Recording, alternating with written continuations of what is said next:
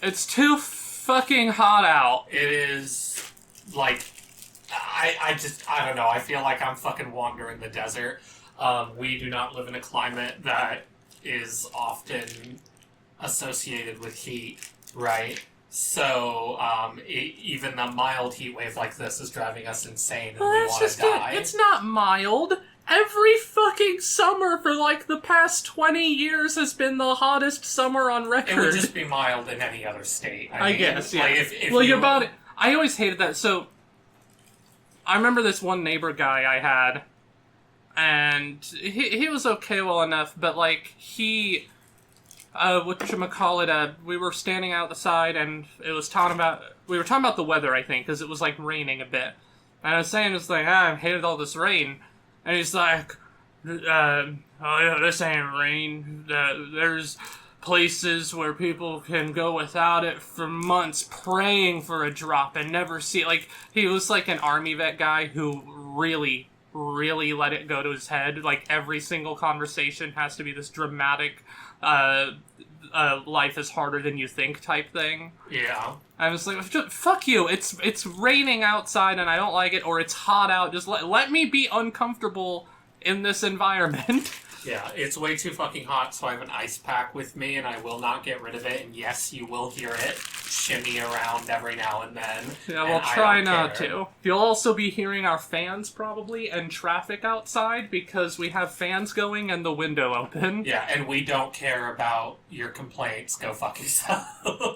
But, yeah, Better Call Saul. That was like a show, wasn't it? We finally got around to finishing it. Breaking Bad Part 2, Electric Boogaloo. So, I don't remember exactly how we did it before, but this is a generalized discussion where you all, I presume, have seen the show. Yeah. Like, we don't need to necessarily explain every little fucking detail. It'd be kind of weird for you to watch this without having seen the show. But anyways... I like it more than Breaking Bad. Yeah, up until the ending. I will say that for me, it just is better than Breaking Bad. I consistently liked it better. I think it does a lot better as far as like characterization. I think it keeps its tone consistent a lot longer. Well, Breaking Bad suffered from rewrite type shit. Like, there's a lot of stuff that went wrong.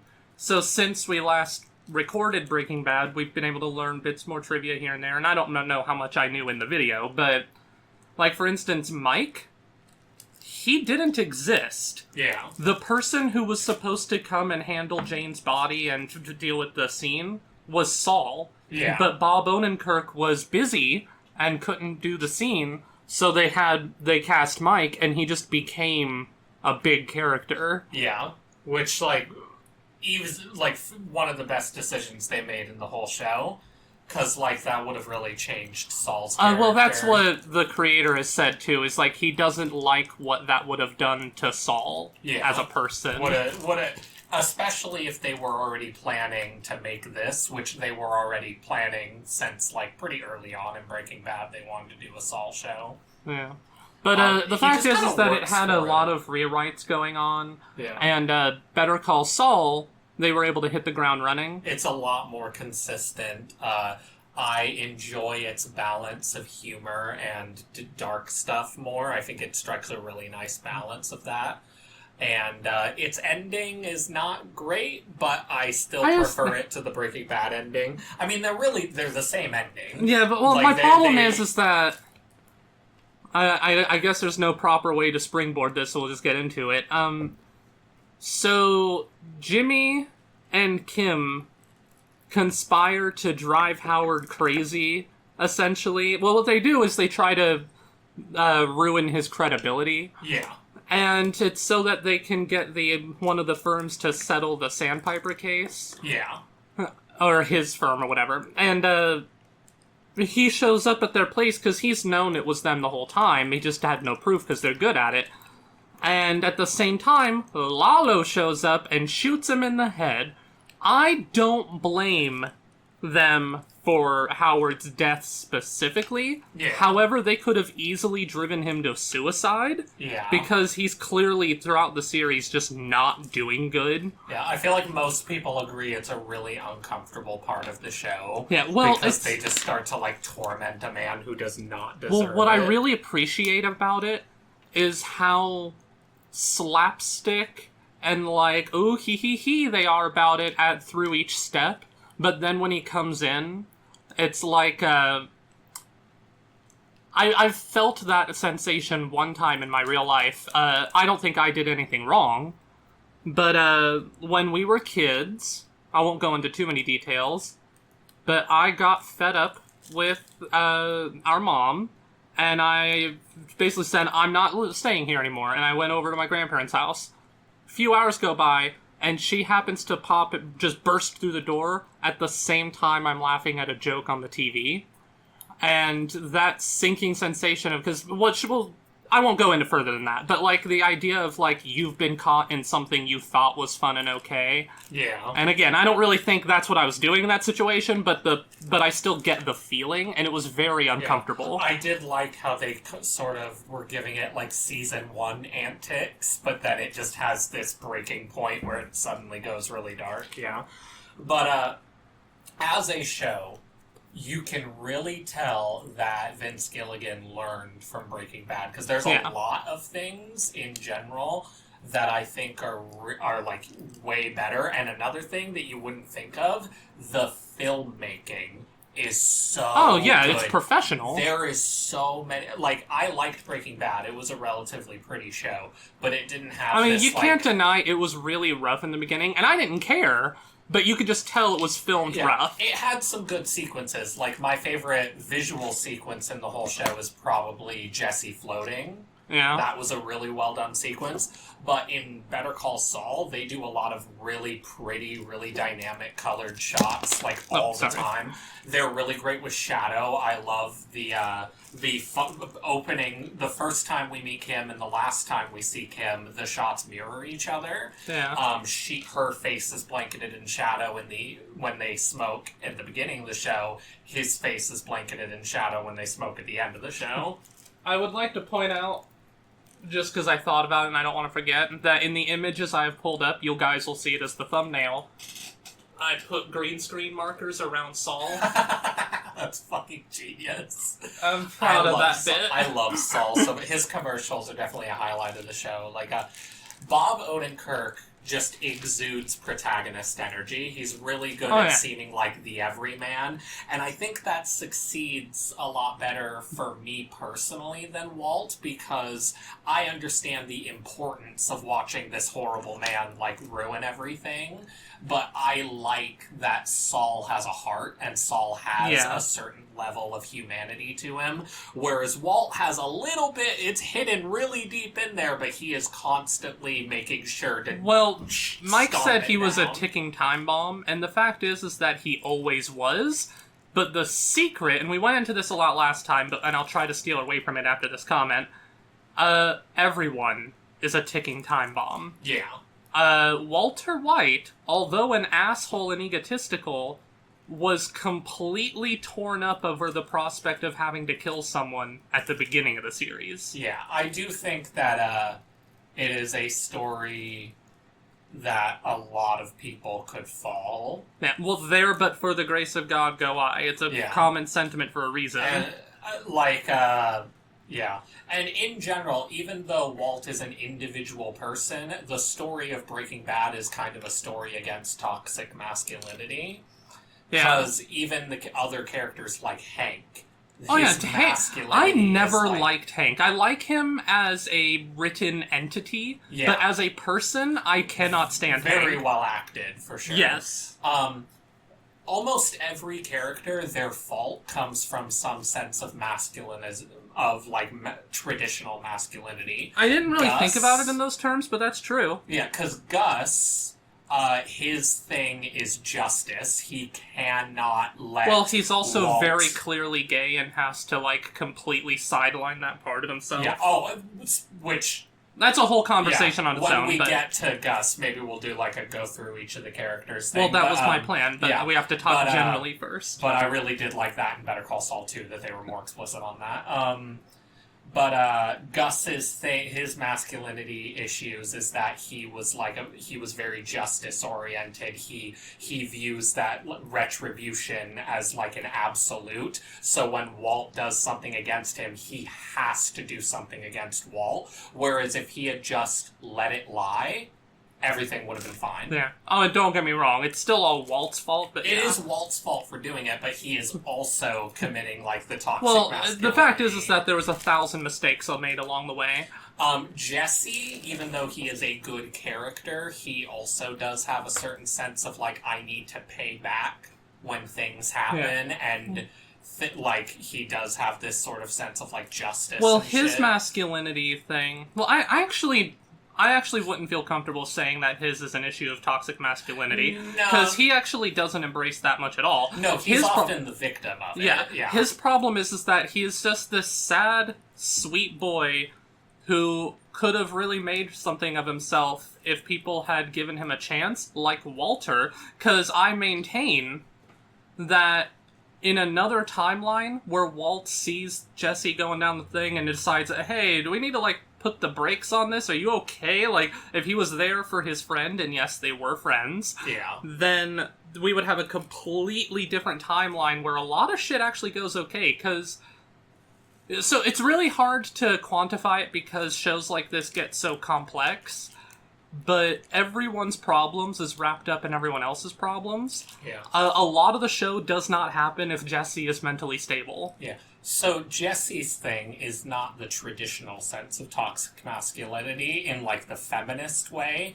To me, his toxic masculinity is, like, boyhood toxic masculinity, which is an inability to regulate his emotions. Yeah. His big arc throughout almost every season is that he resorts very quickly to, like, anger. Well, then he follows around this father figure who he hates, but he still respects and does what he's told. Yeah.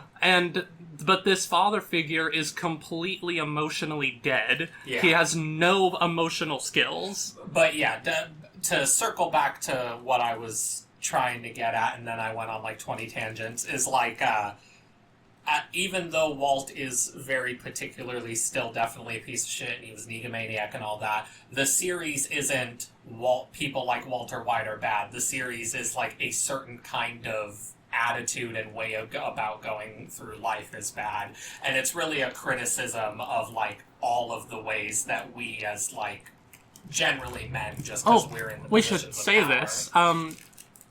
Since the video we made, the last one, as I said, we were able to see more things about the show, learn more details, and the creator of the show confirmed that Walt left Gray Matters because he was jealous of his girlfriend, the lady, whatever. He was jealous of her family's wealth. Yeah.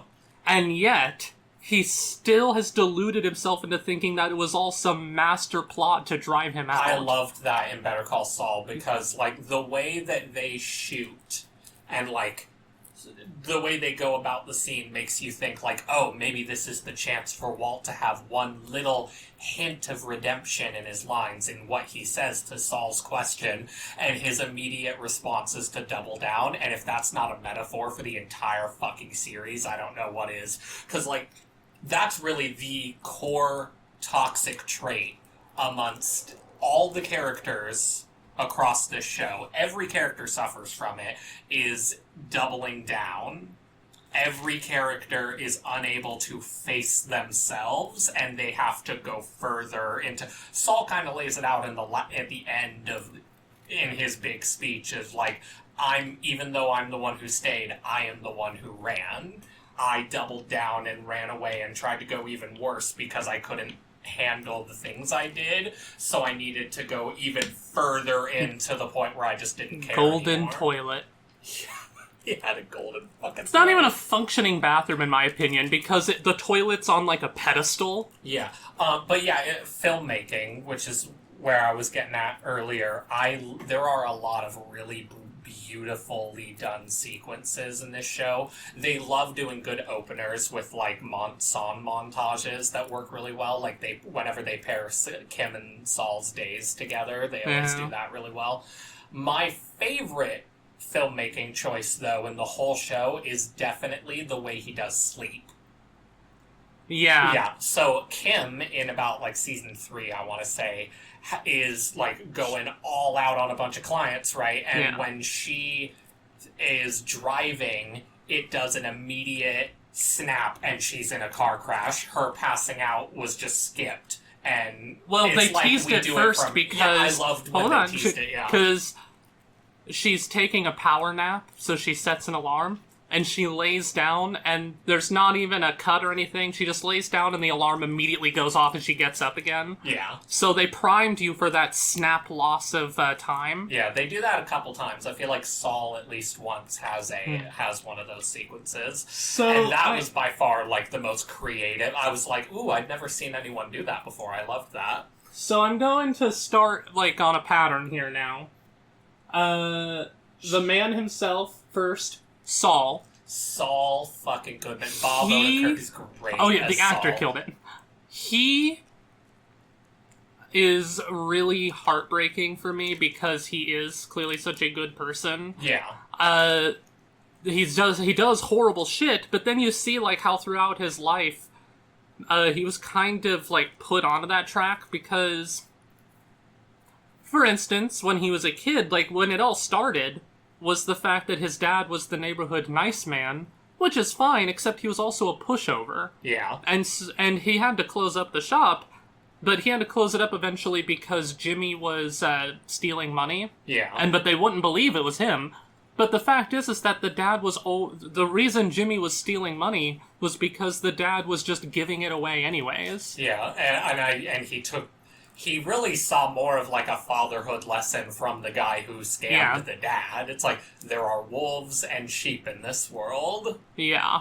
I'm not saying that completely excuse it. Like, he's made a lot of mistakes. But that's what gets to, what really drives me crazy with him in his life is that, with his brother Chuck, which, great relationship writing-wise, I really love them. And it's really sad seeing how Saul completely uprooted his life to go and make Chuck proud of him. He put himself through law school while working in the mailroom without telling anyone. And yeah, his degree comes from like the University of Samoa, some male thing, but he still had to pass the bar. He did what he was able to do. Yeah.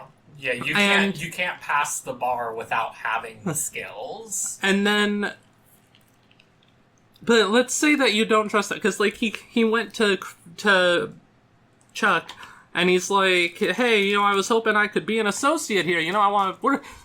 And I was like, look, I actually don't blame Chuck for not wanting to immediately partner up with Saul. However, you could have brought him on as a legal aid, given him a role somewhere in the company, anything, and allow him to prove himself. And it's really scummy because he won't just man up and do it himself. He has Howard go do it, and it starts that might be the worst thing Chuck did, honestly, is not owning up to his own issues with his brother, because his relationship with Howard never recovered. Yeah. Before that, they were friends. Howard liked Jimmy. He called him Charlie Hustle. Charlie Hustle. Yeah.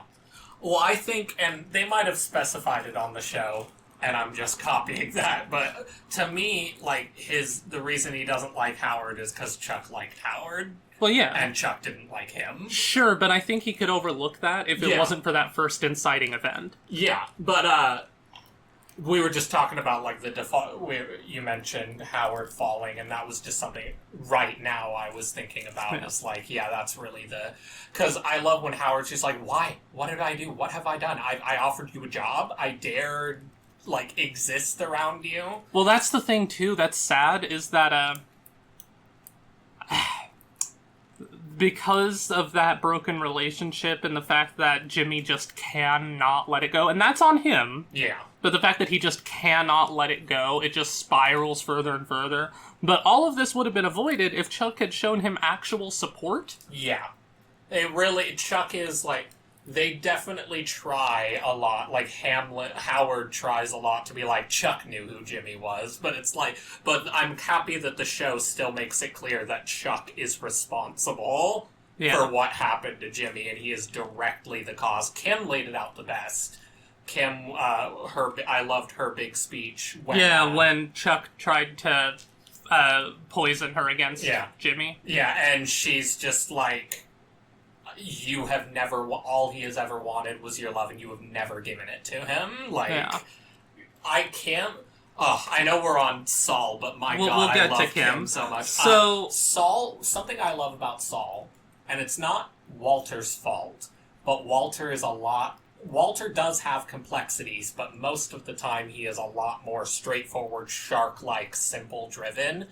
Bob Odenkirk, his facial expressions, like, literally every scene, it feels like he has 3 emotions at once. I love the human I love all the subtle things they do. So his first case was this old lady, right? Well, first case on his own, doing elder law. Because before that he was just a public defender. But his first real client, she's having him work out her will with her. And then later on, I don't remember exactly how far along, they're filming in the house and someone's looking at it and he's like, hey, be careful with that. I was like, what, is it valuable or whatever? He's like, that's the little Alpine boy. It goes to the nephew. Only if he graduates from college. I loved that. Like, he remembers all of it. And then a couple seasons later, when that lady dies, and he's like, did so-and-so get the Alpine Shepherd boy? And I'm like, oh, don't fucking break my heart. Yeah. Also, Saul is a little baby who I want to protect. Also, something I noticed is, when he was running bingo for the old people, he always had his, like, stupid rhymes, right?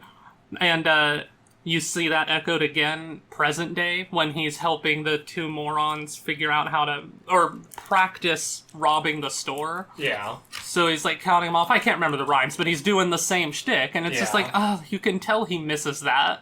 Yeah. That's the thing. That's what really defines the difference between him and Walter, is because Saul did bad shit. He ruined this old lady's reputation to try to force them to settle so that he can get paid early, because he gets a cut of the settlement for the Sandpiper case. And he feels so bad about it because they just will not forgive her. Her life is just ruined there, that he stages a thing with a hot mic and reveals that he's been scamming them. Yeah, Walter has regrets, but he always doubles down, whereas Jimmy, he doubles down on redemption. He fixes shit. At the end, Jimmy will always eventually own up to the things he did. Yeah. And Chuck tried to do that as, like, a criticism of him. He's like, you'll come in and say you're so sorry, why with all the like, gnashing of teeth? It's like, I don't mean to be mean, but I've really never cared all that much about you. Fucking lying. That's a whole other teeth. conversation. Yeah. But something else that Saul does in the final episode, when he's in court and he starts changing his tune because he realizes he wants to come clean, for Kim mainly. Yeah, like, she's coming clean, so he feels like he'll never have a chance with her unless he comes clean, mostly. Which resulted in life in prison. Like, life in prison. 86 years, I believe, yeah. Yeah, which I still don't agree with, but whatever. But anyways, in that scene, and a few times in the show, he, and also at the meeting with the cops and lawyers and shit, he told what happened, but used it as a lie, and that is something that Vince Gilligan likes to do in his shows, is have the character use the truth to manipulate someone. They let themselves actually feel what they're really feeling for a moment, but they pretend it's a mask. Yeah, I love that in Breaking Bad when Walt, like, starts crying about how Skylar doesn't love him and he never knows if he's going to be able to rekindle the family. And it's very obvious that he genuinely feels those things, but he's also just using that as a tool to get to Hank's laptop. Yeah. Saul definitely does that too a lot, for sure. He was just such a wonderful presence. I have a simple moment, and this is really the moment that defines the separation between him and Walter. When Saul knew his life was over, he called the Cinnabon and made sure that the shift changes were handled properly. Yeah, that was really sweet. He didn't need to do that. Yeah. Yeah. So he's made a lot of mistakes, but I think that there were people in his life who grounded him. Chuck was the first person, and he failed him.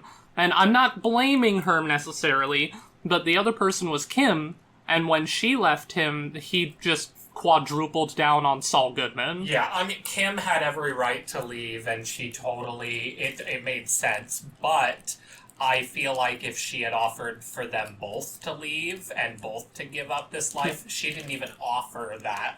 Because she thinks it's them being together in general that is the toxicity. Because they show her suburbs, right? And they show him living in a mansion. And they show how his life is hollow and hers is dreary and hollow. But I'm just like, you know what?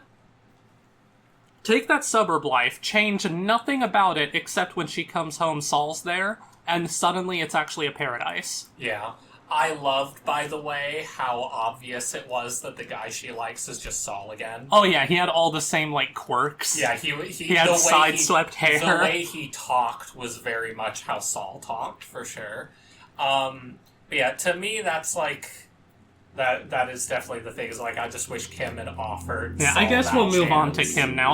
By the way, guys, I know there's aspects we're not talking about. It's fucking hot out, okay? Now time to talk about... Yell at me in the comments and we can talk further in the comments about specifics. Now time to talk about the best character in the entire franchise. Kim? I love Kim. She is by far the best. And this is a show... Two shows. This is two shows filled to the brim with phenomenal actors, and Kim blows them all out of the water. Yeah, I would have to say, I don't think there are bad actors in the Breaking Bad universe. There's never been a character where it's like, I don't like this character, but also the acting is shitty. Like, that hasn't really happened for me. I don't know, because, yeah, any character whose acting is quote-unquote shitty isn't really shitty because they're meant to be like a funny gag character. Because I think many would agree that like Badger. Okay, well that's the thing. I think Badger's acted great. Badger, I love him. Yeah, he is great. But that's what I mean. Is like he's really hokey and hammy, but that's intentional. Well, because like the best example I would say, and I don't want to get into a debate about the finale again. But I know people don't like the biker Nazi people, right? Yeah. Not bikers, but the neo-Nazis. They're not terribly acted, though. But that's what I was going to say, though, is like all their smarminess, I'm like, well, yeah, they're neo-Nazis. Yeah, to me it's just that they're bland. Now, that was my only issue.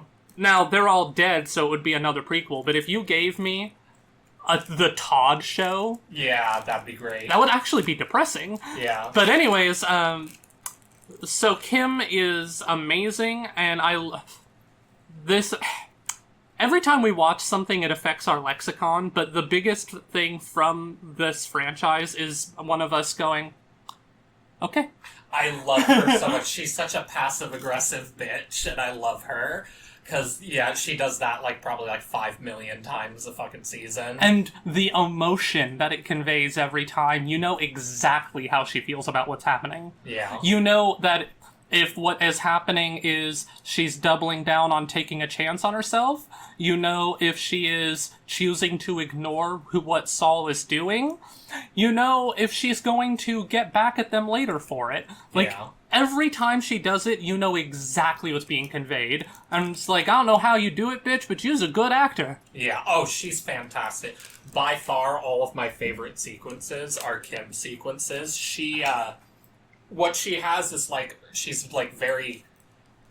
saying glass cannon is weird, because it's not like she has bad qualities, but I guess in the sense she's so frail, but she packs a fucking punch emotionally whenever she wants.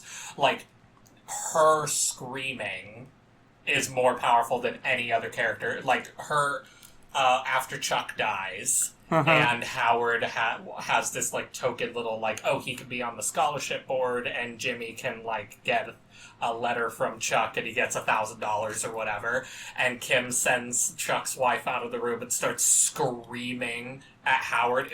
That's, like, my favorite scene in the whole show. Her, like, just, how dare you? What is he supposed to do? What is this? Another fuck you from his dad?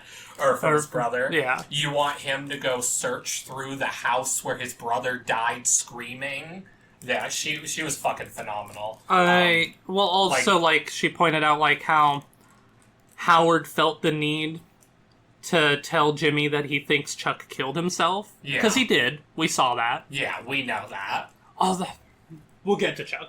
Yeah, we'll get to Chuck. But Kim, I love when she's working for the fucking bank, right? And they want to open up a building, and this guy refuses to move. And this guy probably signed a contract that was impossible to understand, because contracts always are. Didn't really know what he was agreeing to. And honestly, shouldn't have to give up his land. And basically, I don't care what the contract said, you're never going to get me to side with a bank over an old man who wants to die in his home. Yeah. You're just not going to manage that one, sorry. Yeah. And I love how she's desperately trying to make it work, and she hires Jimmy to get it done. Yeah, and I love that it. whole sequence is great. Well, the comedy in this, like, that's my issue with Breaking Bad, is, like, they start to tamping down the comedy as it goes, but Saul sticks the comedy all the way to the end. I love it. But, well, what I was getting at, though, is she blows up in his face, but then she comes back later with, like, options from the area, and she's, like, trying to work it out with him. And then she gives this speech about how she never had a home of her own, so she can see how he would probably be hesitant to leave it. And she talked about how sometimes they would have to leave in the middle of the night without shoes, and it'd be freezing out and whatnot. And when she's done with her little story, he's just like, "Wow, you will just say anything to get what you want, won't you?" And it's like, yeah, true. Kinda, yeah. Holy shit! I thought she was laying it on a little thick there, and he fucking called it out. Yeah. I love her. It's just that was an interesting scene. Yeah. Oh yeah. Well, Saul is very emotionally complex, but he's very forward with all of his emotions. Kim is just as complex, maybe even more complex, but way subtler. You analyze way more of her facial acting. Well, a lot of her going down the wrong path. I mean, she flat out admits what she did to Howard, and this was her idea. Saul didn't actually want to do this. Yeah. What she did to Howard, she did because it was fun. Yeah. She said so in her own words. It was a very, like, Walt at the end of Breaking Bad moment. Just, I did it for me. Yeah, and I think that what this ultimately came down to, though, is that, like, she is Kim Wexler, and he is James McGill, but he's also Saul Goodman. Yeah. And if she's gonna be with Saul Goodman, she's gonna have to be someone else. And so she doubled down on her own flaws to stay with him. You know, with Kim, it's so funny, because now that we've seen how it all panned out, and, like, you know, what Saul all did, and what ends up happening after Walt gets killed and whatnot, yeah. She should have just stayed with him and doubled down. Why not? Yeah. To me, the worst things that Saul did would have happened anyways with Kim. I don't think they would have gotten any worse. I really do feel like Kim could have kept him stable. She definitely would have had him reeled back. And I gotta be honest, like, what happened with Howard was awful, right? Yeah. That shit with the cartel. First of all, those people are dead now. Second of all, you are also doing incredibly important and good pro bono work. You should not have quit being a lawyer. Well, also, so at the ending, I'm not saying Saul shouldn't pay for his crimes. Yeah. But what he did was really fucking minor in comparison. I think they wanted to get him. I think they threw the book at him because they couldn't throw the book at Heisenberg. Yeah, and he's the next best Now, thing. don't get me wrong. Saul facilitated a lot of bullshit, but he was really a white-collar criminal. Well, and when things got their worst is when Saul was being held hostage by Walt. Yeah, like, that was true. Yeah. Walt held him hostage. The worst thing that Saul did, in my opinion, is helping poison Brock, and he didn't even know the full extent. He didn't know the kid was going to end up in the hospital. Well, Walt is a chemist, and the whole premise was that he knows what to give him and how much. Yeah. Like, Walt, I fully believe that Walt is one of the few people who I would say is not liable for attempted murder for poisoning a kid, because he has the expertise, he knew what he was doing. Yeah. It's still assault. Yeah, it's still jail, but I think he should have gone to prison for that alone. Yeah. I'm just saying that in terms of safety, I actually did take Walt at his word that, like, yeah, he knows what he's doing. He's a chemist. He's the best chemist. But yeah, if they're gonna put him in prison for 86 years, they should have had him do worse shit. Well, yeah, that too. But what I wanted was give him a short sentence. I would even be willing to deal with 20 years. Yeah. He'd be old when he gets out, but 20 years, I could live with that. But the idea of just like, no, there's no parole, no ankle bracelet, no nothing, you're just gonna be in prison until you fucking die, I don't think that serves society. Especially because, like, this is just with Better Call Saul, they're shackled by being tied to Breaking Bad, but Breaking Bad was made at a time where the punishment of drug stuff was just seen as, like, normal. We're now actually getting... we're slowly decriminalizing. To me, the nicest thing Walt did was the meth stuff. Yeah. Because he made sure that a pure, clean product was mass-produced for the country. It was regulated, and it was safe. Yeah. And that is actually honorable. I have no problem... If he had been taken in a legal... dealing, it actually would have all ended up way better. Because to me, it's like, no, I don't think you should be in jail for manufacturing drugs, because people are gonna fucking do them anyway. He should have your fucking body. He would have started another company called Blue Matter. That would have been great. But no, so the idea of giving Saul 86 years because he established the safest, cleanest meth empire is like, now don't get me wrong, Walt did a lot of terrible shit outside of the meth. He murdered people. Well, let's also break things down to big scales, alright? So, before I say any names, I want to be specific. I don't like any of our presidents that we've had. Yeah. In my lifetime. I don't like Trump, Biden, Obama. I don't like any of these fuckers. So, this isn't political affiliation angled. But do I think that former President Obama deserves to be in prison more than Saul Goodman? Yes. Yeah. I think that all of our again, in my lifetime, I think all of our presidents should be in prison over Saul Goodman. Yeah. And yet we venerate these fucking war criminals, so it's like, I'm sorry, I can't bring myself really to be all angry about him. To me, it really is just like, I get that the show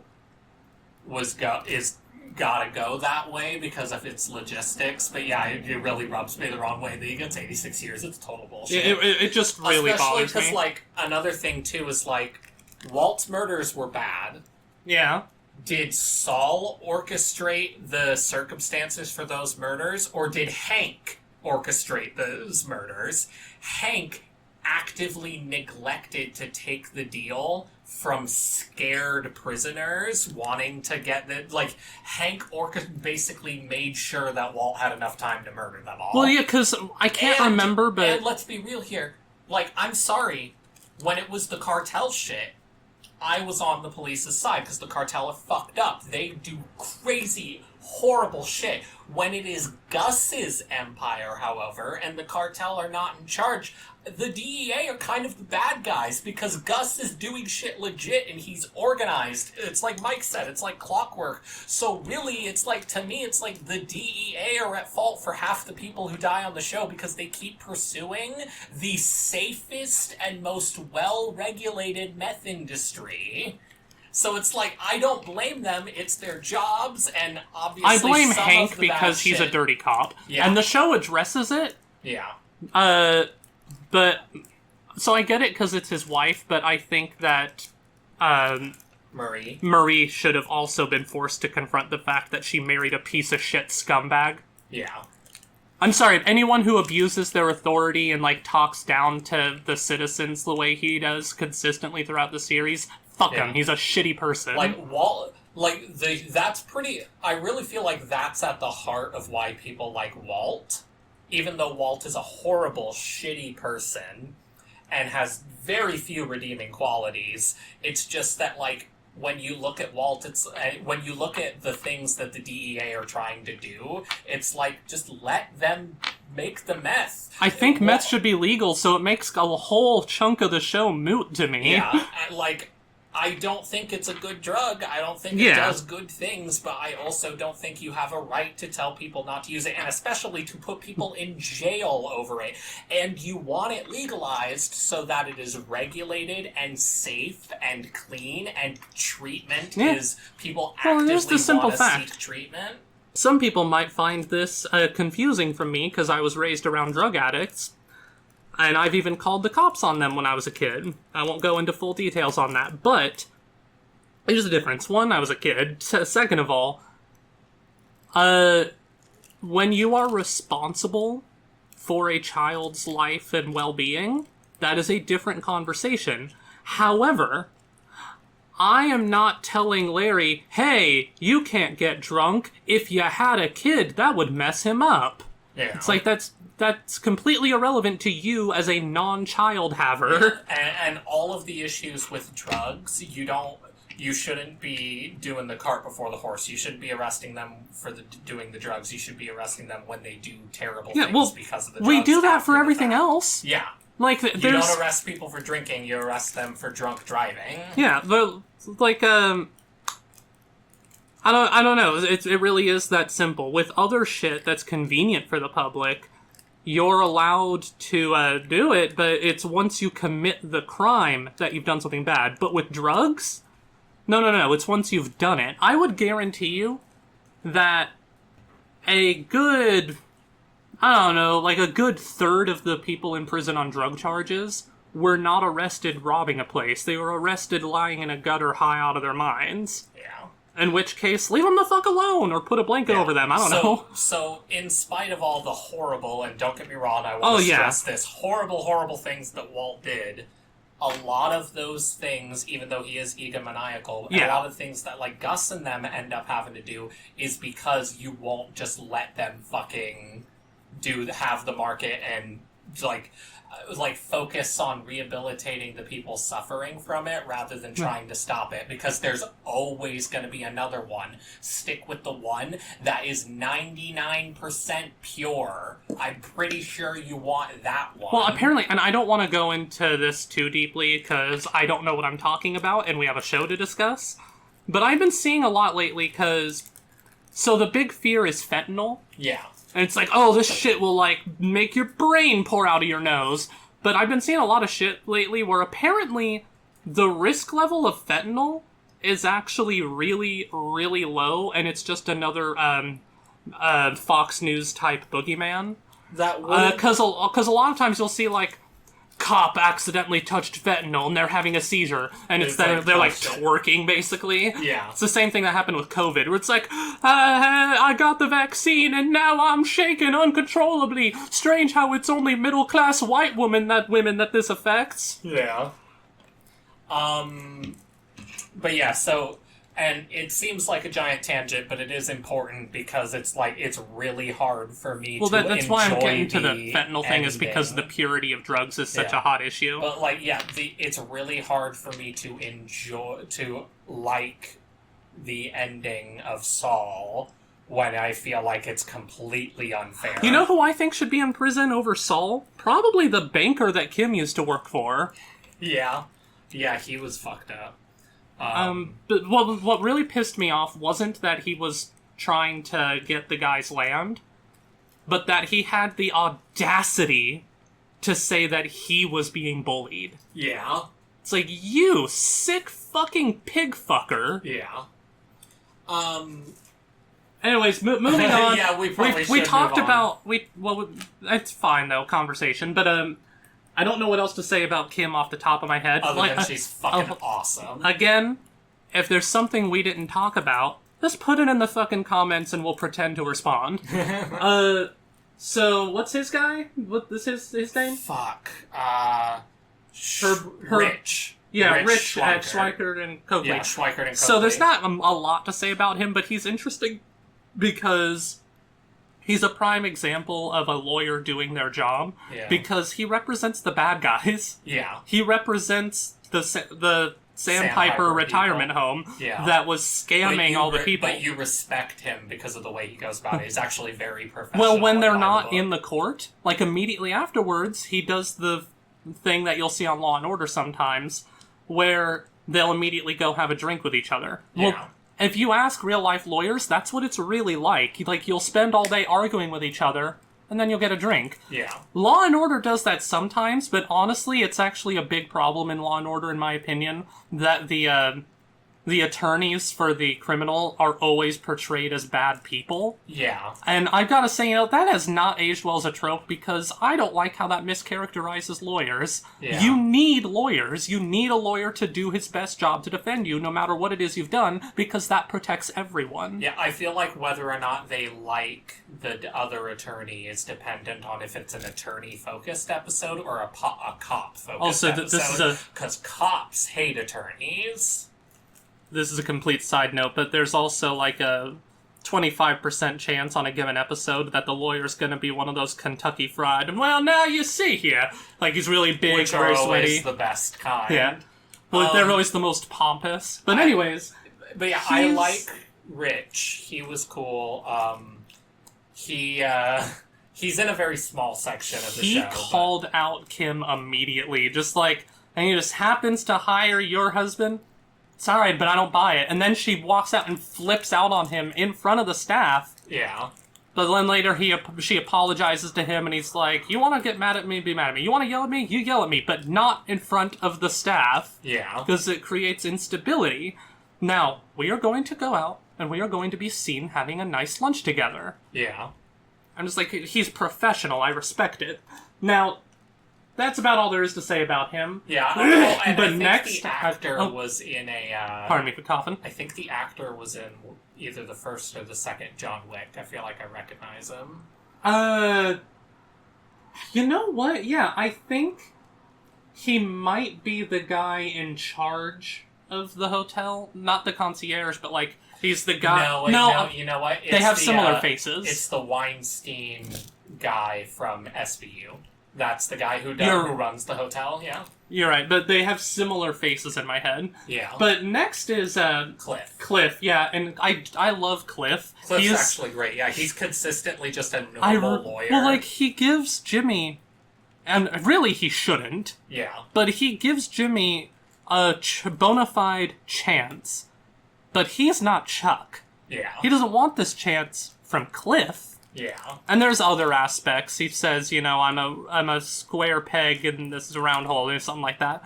But like, he gives Jimmy this chance, and then Jimmy wants out of it, and so he starts being a horrible employee and forces them to fire him, because if he quits, he doesn't get his money. Yeah, hilarious segment, but yeah, it is It was so good, because I really love the thing where he's just like, you need to do me the favor of not bullshitting me for 1 minute.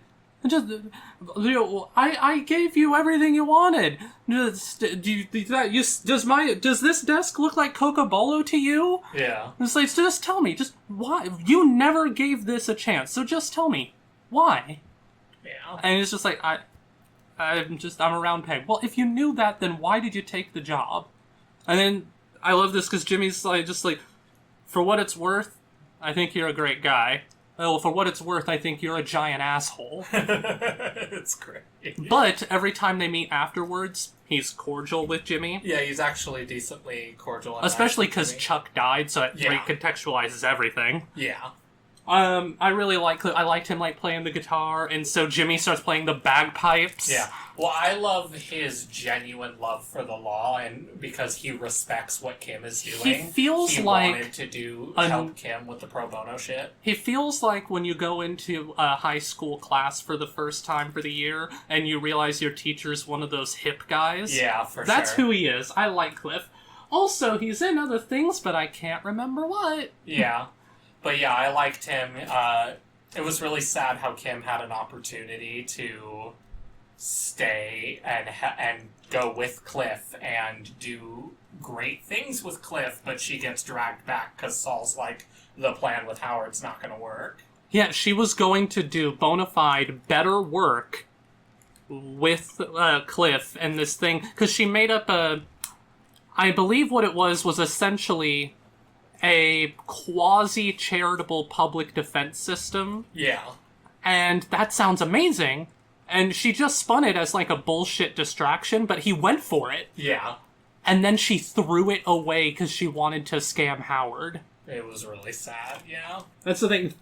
Kim, she does some bad shit, and I don't know that she entirely actually makes up for it, but I think I only feel that strongly because of how much harsher Saul was punished. Yeah, Saul gets it a lot worse, for sure.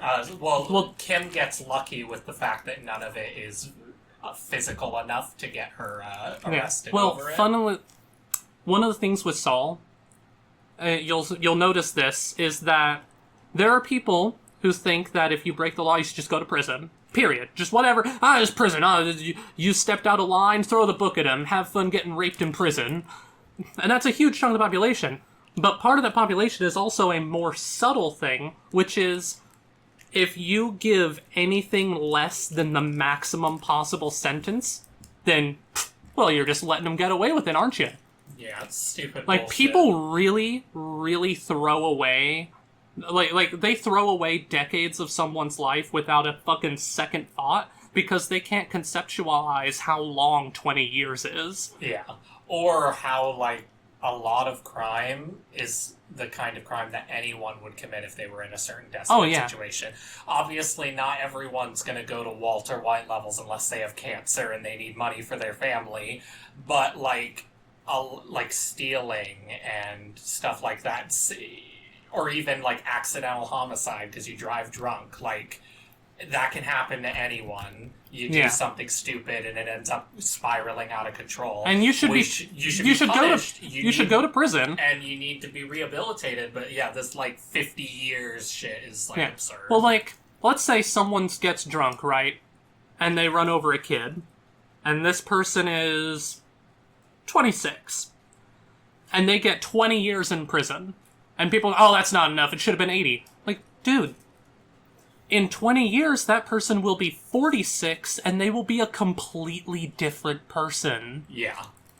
Like, is it even fair to punish that person anymore? They're 20 years worth of new person. Yeah, like, just even think about how different you feel in, like, 10 years. Like, think back to who you were in high school. Do you really think that you should still be held accountable for every stupid thing you did in high school? Yeah. But, it's just stupid. I don't know. But anyways, Cliff, he's a he's cool guy. Oh, I loved the weird assistant of his that he hired Erin, to tail. She was great. To keep an eye on Saul.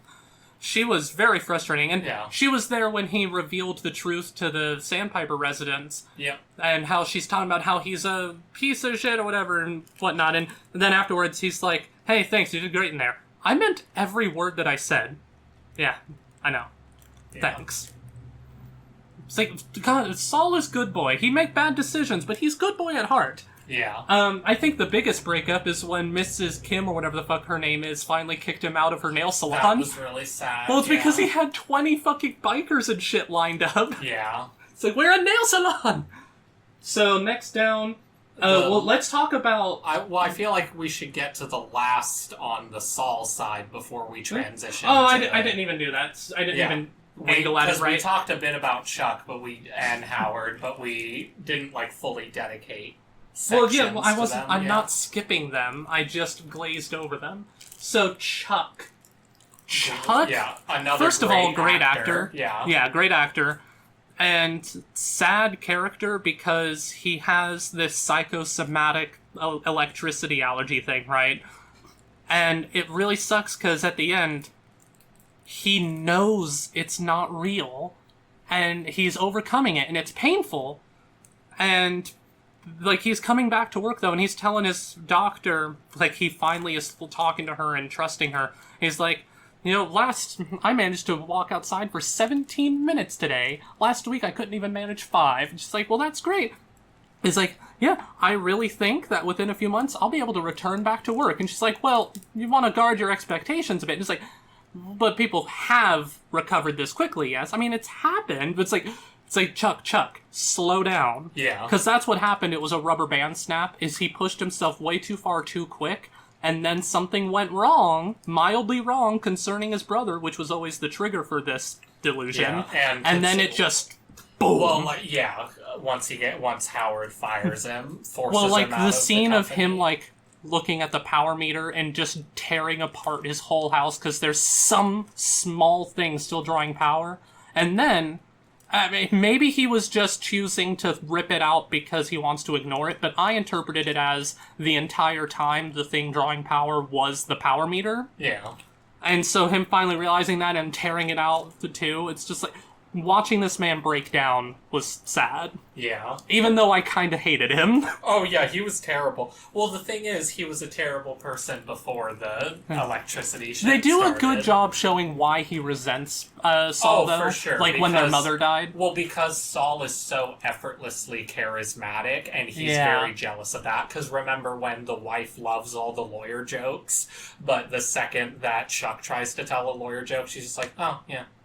Yeah, he just doesn't have so the charisma Chuck had has. the dedication and the will to succeed, but he doesn't have the charisma. But that's the thing, is where I think that's why he really hated Saul. Or Jimmy, I guess we'll say. Jimmy. Yeah. I think that's really why he hated him, is because he could live with Jimmy being the charismatic brother, but when he walked in with a law degree, it showed that he had it all. Yeah. And fuck that, I had to work my ass off to get where I am. Yeah, that speech at the end of season 1 where he's just like, the University of American Samoa, really that garbage? Like, I worked 20 years for this. And Jimmy would have been willing to work another 20 by your side. Yeah. It really, it's, both of these shows in general are about, like, how consequences hand down think about from this. person to person. Not just a random legal aid, but I think that Jimmy would have been completely content if he was specifically Chuck's legal aid and helping him out. And then in, like, 10, 20 years, he becomes partner. Yeah. Yeah, if Chuck had just given... Well, that comes back to, like, the toxic masculinity, right? Is, like, that inability to be brothers. It's that instead of wanting to be someone's equal, you need to be the, quote, alpha man or whatever. Well, yeah, I experience it with you. I'm, like, there's nothing big or nothing, but we're both talented people. We have things that we're working on. But anytime any stuff like that comes up, there's always a hint of competition to it, just by the nature of us being brothers. So it's a very complex issue to navigate, and I do think that Better Call Saul did it very well. I felt like the gecko lady from BoJack, where it was just like, I never felt it was a competition. Because she's all like, I never hated you. You hated me? Well, that reminds me of Mos Sislak, just talking to Lisa, just, look, you don't like me, and I don't like you. Just, you don't like me? I like you? Oh, well then I like you too. But, with the toxic masculinity, and really, the show is about, like, being self-centered and toxic, and how the consequences of those actions pass on from person to person. Because if you think about this, all of this, like, trails upward. Yeah. Like, all of Kim's problems are because of her mother, and because of Saul. All of Saul's issues are because of Chuck. Like, like, there's a path. Howard becomes worse because of the cruelty that it's like the man hands misery on the man poem, and you especially see that when we get to the Mike and Gus half of the show, because all of that stems from the handing of misery to misery with what the Salamancas did to Gus, and how Gus repurposes and throws that misery back onto other people. But as far as Chuck goes, he was great. I wonder if they killed him too early. Sometimes I feel know. like it was fine. I feel like they did do what they needed to do with him. I feel like there wasn't anywhere else to go. It is interesting how the show changes, though, once Chuck dies. Yeah. Like, there is definitely a considerable difference. It still manages to strike the comedy-dark balance really well, but there is a noticeable, very intentional shift in the show once Chuck dies. It's just sad because, like, you can tell he does love Jimmy, but he's, like, incapable of properly showing it. Yeah. And he can't rationalize it with the hatred he feels for Jimmy. Yeah. But yeah, that's him. Next is Howard. I love Howard. Howard was a character who, from the get-go, I could always tell there was, like, more to him. I loved and hated him alternately, depending on the point in the series. Like, really, at the end of the day, though, he was just a sad puppy. Yeah. Who got shot in the head. It was really upsetting, yeah. But Howard, I remember the first time, like, when he's rejecting Jimmy still, and Kim comes to him, and he's like, I don't get it, like, why not? Why won't you take Jimmy? And at first, Howard's like, all right, you know what? How about you let me do my job, and you do yours, go to work or whatever, and he's, like, doing the boss thing, but then as she shuts up and she's leaving, he's like, wait, close the door. Yeah. And he tells her, because it's eating him up alive. He doesn't like having to do this. I like seeing the effect that all of that... Again, that we see, like, cause and effect is a huge consequence of this show, right? Like, even all the shit with Lalo and Howard, that was a series of multiple clashing cause and effects that, like, I would really together. hope that what people draw from these shows is that... Because this is a philosophy I try very hard to live by, is that everyone has reasons for why they are who they are, and why they are where they are. Yeah, everyone's got a 5-season story arc for their bullshit. Every person you walk by on the street is dealing with this whole interconnected network. And here's the part I really want you to understand. This is some Superman shit, alright? A person driving by you right now, right? And they're on their way to Nebraska. You have never met them before. You will never meet them. You deciding to go to McDonald's yesterday probably affected their life in some significant way neither of you will ever understand. Yeah. Because that's how the world works. Yeah. And I really want people to understand that. And Howard was like the ultimate victim of everyone's bullshit. He was the victim of Chuck's bullshit, he was the victim of Kim's bullshit, and Saul's bullshit. Like, he was like... I would say on the Saul end, he's the ultimate victim, and on the Mike end, Nacho is the ultimate victim. And they're very, like... It's interesting, actually, if you think about it, the parallels of their deaths. Getting shot in the head, and how, like, all that shit just sort of stems from other people's bullshit.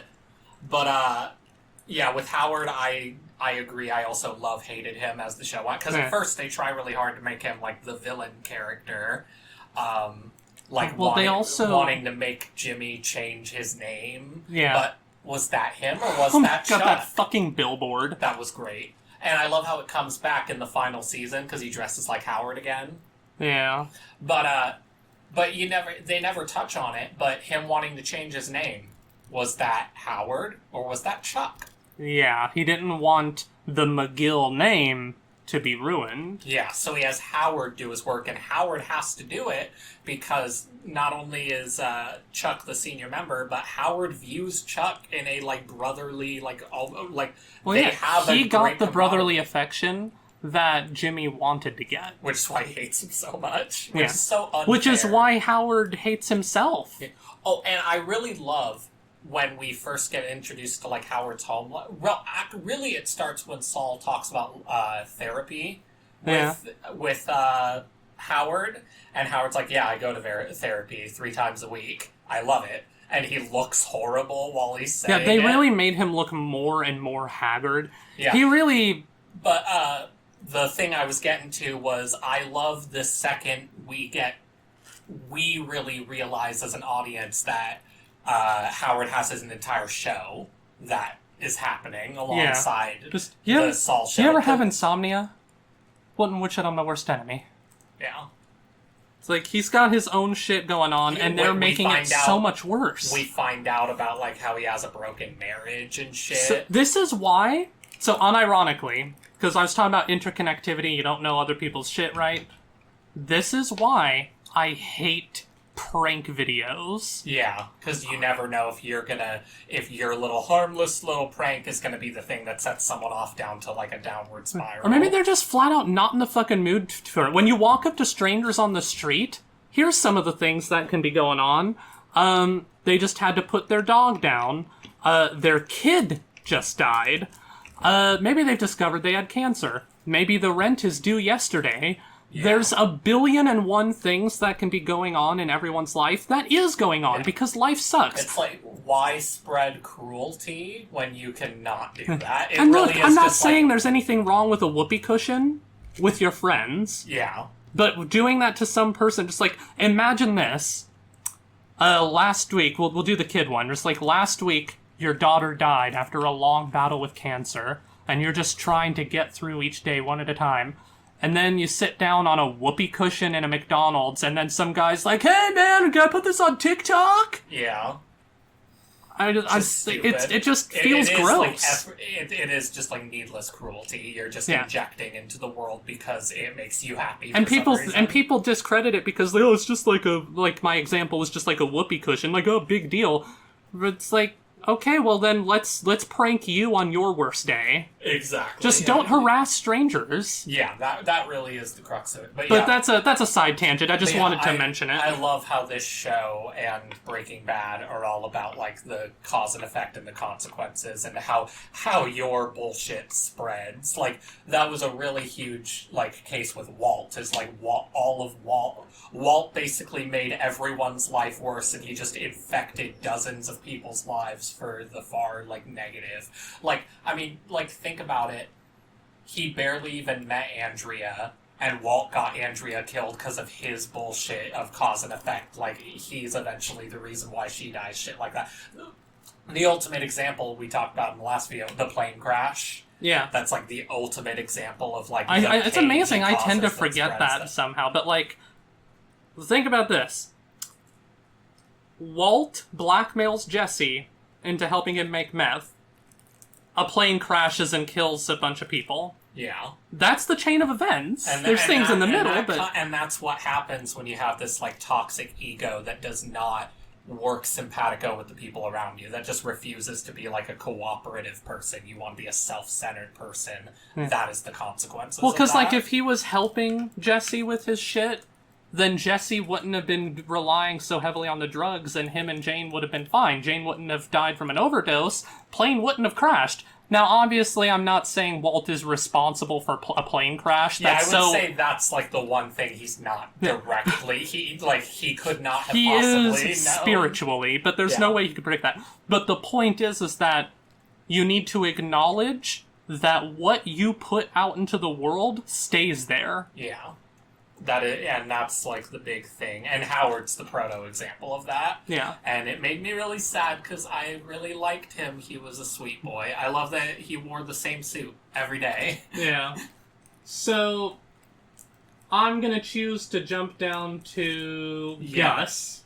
I was thinking we would go to Mike, because he's the main character of that half of the show, and we started with Saul. I like how it's the Saul and Mike show. I like how they split it 50-50 and they're really like both main characters. They definitely focus more on Saul, especially as it goes, but they dedicate a lot to Mike.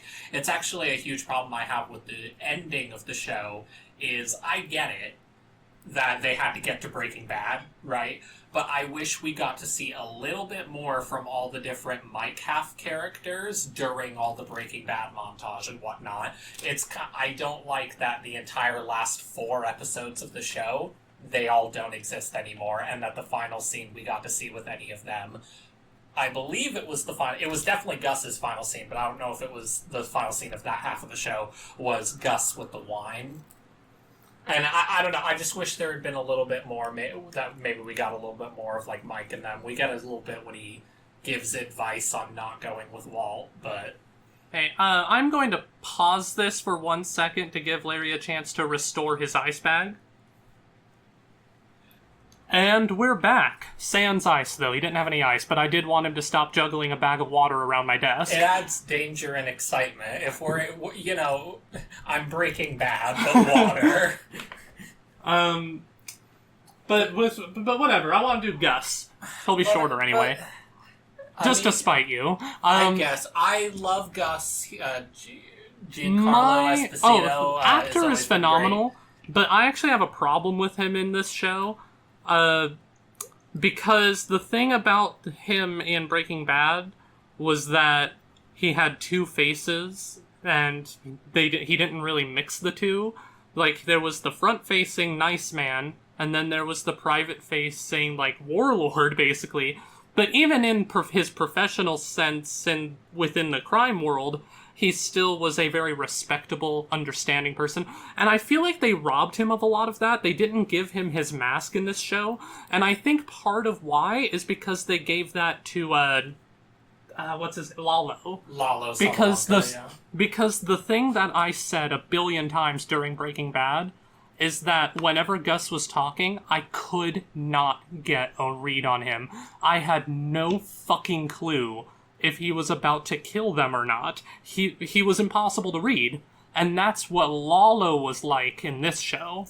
I think that if we're going in-universe, a explanation for that is that Gus is fully in his own, like, he is at his maximum him and, like, his best version of himself after all the shit with Hector and Lalo is dealt with and the lab is built and whatnot. I guess, but then, to your credit earlier, they should have had something at the end that really accentuated that. Yeah, I think they should have focused a bit more. Well, I guess they kind of did, because his last scene was with the guy he clearly wanted to fuck. Yeah, I loved that wine scene. Well, that was what you were talking about, how it's like, I do agree with you that throughout the show there wasn't quite enough of, like, the good Gus, quote-unquote, but then I think they did a lot of work in that last wine scene to really, help sell. To be perfectly honest, this is neither here nor there, but that scene felt like we wrapped up filming 6 months ago, but I want to add this in shot. Yeah, because he was the only actor that was reoccurring in that scene. Yeah.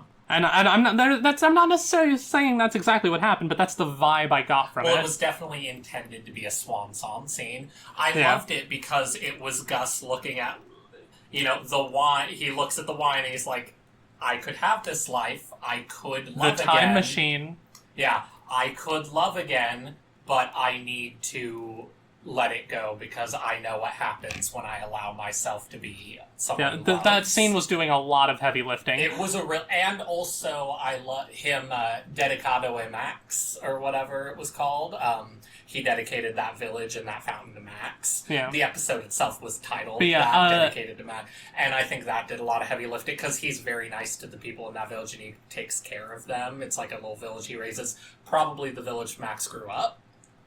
Yeah, time travel, like the H.G. Wells' The Time Machine, is featured prominently in the series. Yeah, and I do hold firm that the wine in his last scene was meant to be the representation of the time machine in that scene. Yeah. Because wine is always like, this is from 1963. It's like, and that's how wine is traditionally done. By the way, most wine is bullshit.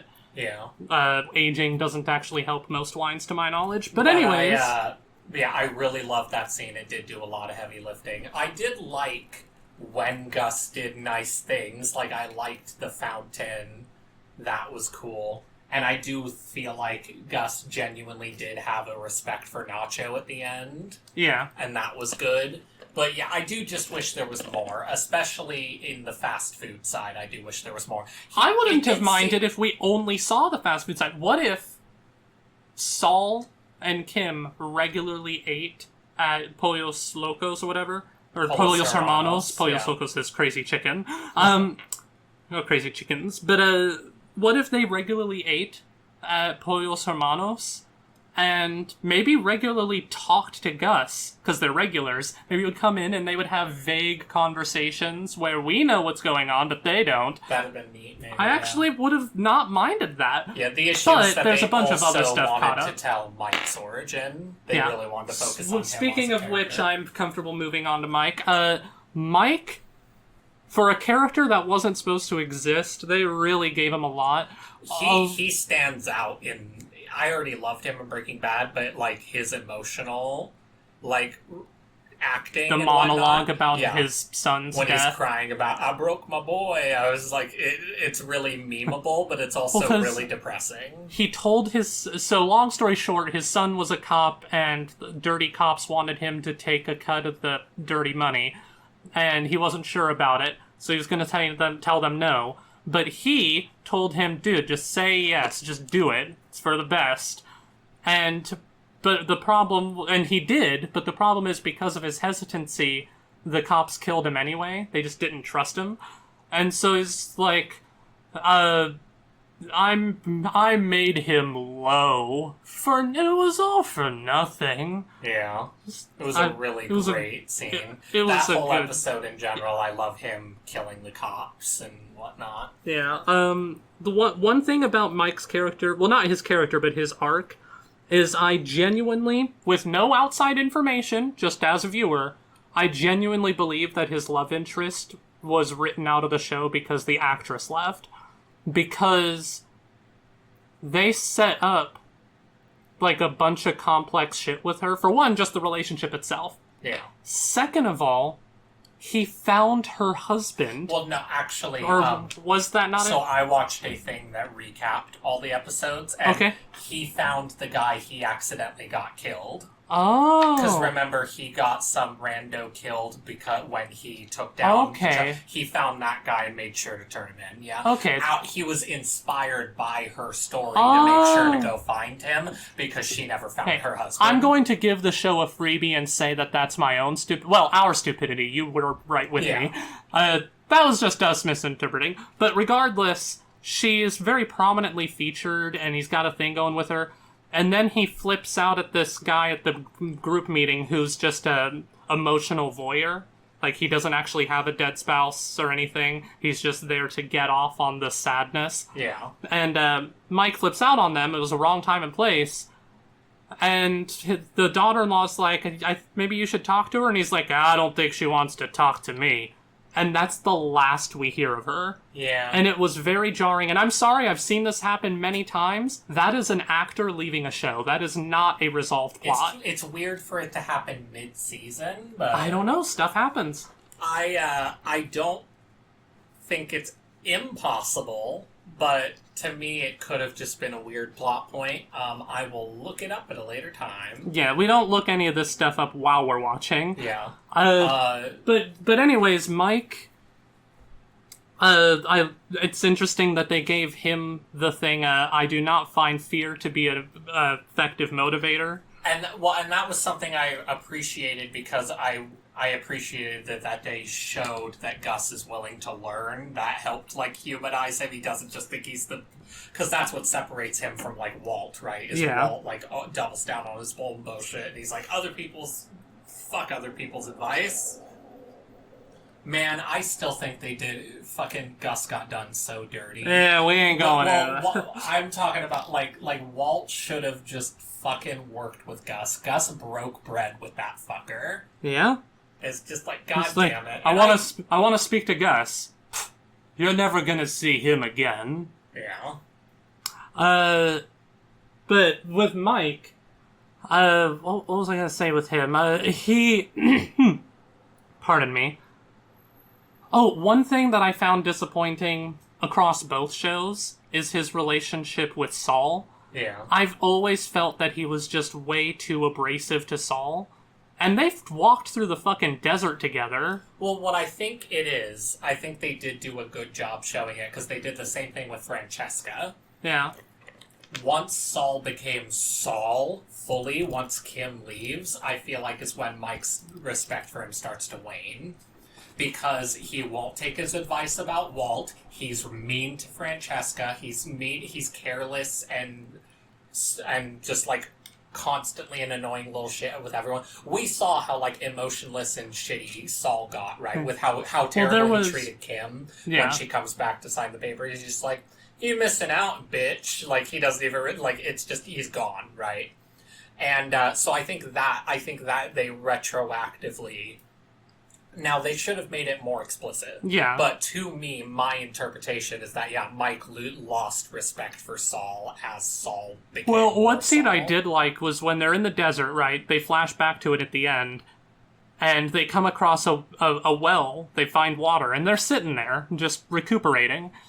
And Saul asks him, what would you do if you had a time machine? Where would you go? And then he was like, such and such. No, this day I took my first bribe. Yeah. What about you? And hold on here. Mike answered a stupid hypothetical about a time machine with a genuine answer. He is opening up, and Saul's just like, 86 or whatever is when Warren Buffett made this company. I'd invest then, come back now, and be a millionaire. Are trillionaires a thing? And he's like, just money. Is that it? What else is there? You don't have any regrets. I'm rested. And then they walk away. It's like, Saul, that one's on you. You actually had a real moment with Mike there, and you squandered it. Yeah. Because he's double down, well, that's double the down, thing. down. The butterfly effect. How differently does the show spin if Saul tells Mike the answer he gave Walt later? Yeah. I think the show... What answer did he give to Walt later? The day he would go back to, his regret, was the first time he took a slip and fall. Yeah. But he made it sound like he wanted to do it right because he fucked it up. Maybe? Well, I think he's... Well, he said metaphorically, we know... Yeah, metaphorically, he wants to stop himself from going down that path. But also, I think he said that he still has back problems from it, which is why he's on that thing all the time. Yeah, and I love that scene, because Walt's like, oh, so you were always like this?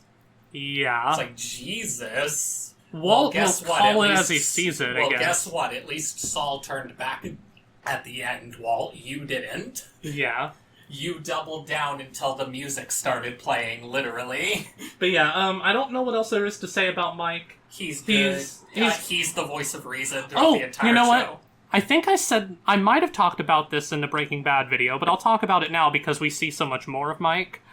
Something that bothers me about him, and it's not him specifically, it's just people.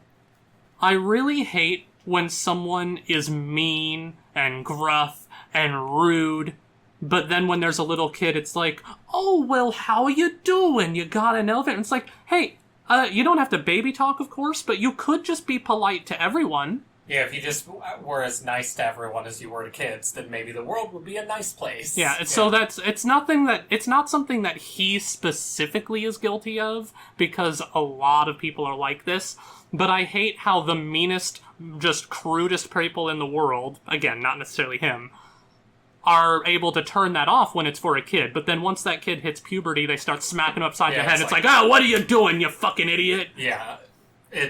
I hate that disconnect. Another issue I have with Mike, and I wish this had happened. I wish we had gotten to know more when they flash forward in the last few episodes. Mm-hmm. But I really didn't like that we didn't really see much left of the family. His daughter-in-law and Kaylee. We just kind of I swear there's like an entire last season where we just don't see them. They're just gone.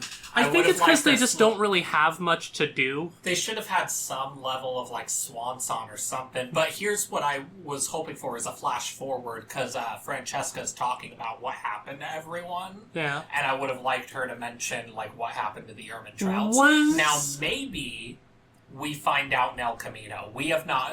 For the record, we have not watched El Camino yet. We know that El Camino was released halfway through Better Call Saul, but it takes place after Breaking Bad. For simplicity's sake, we just watched Saul. Yeah. But we will be doing one final video with El Camino. Although, saying it right now, we'll probably do more videos with the next show that this guy makes. Oh, yeah. This guy has definitely cemented himself. Yeah. He's By the way, awesome. if you keep hearing this throughout the video, that's my fan. Yeah, we have so many. I have 2 electric fans and 1 hand fan right now. It is boiling. I would still have my ice bag if it was not a water bag.